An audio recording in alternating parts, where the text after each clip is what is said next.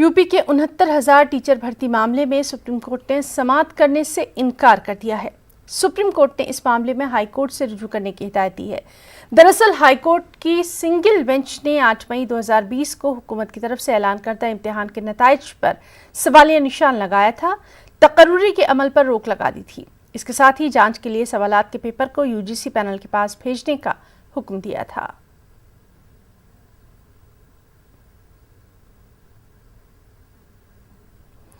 और दिल्ली से हम मज़ीद तफसीलात के लिए बात करेंगे हमारे साथी सुशील पांडे से।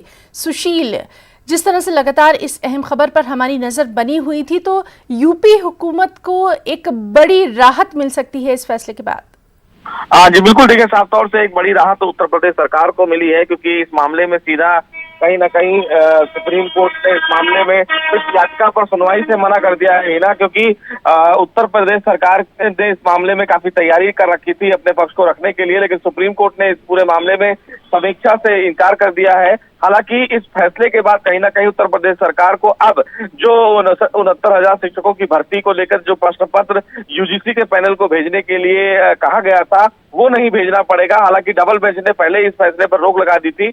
अब ये उम्मीद की जाती है कि अगर मॉडिफिकेशन के आधार पर सुप्रीम कोर्ट सुनवाई करेगा आने वाले दिनों में, तो निश्चित रूप से भर्ती प्रक्रिया जो रुकी हुई है 69,000 शिक्षकों को भर्ती करने को लेकर, उसको हरी झंडी मिल सकती है। जी सुशील, बहुत बहुत शुक्रिया आपका तमाम तर तफसीलात के लिए।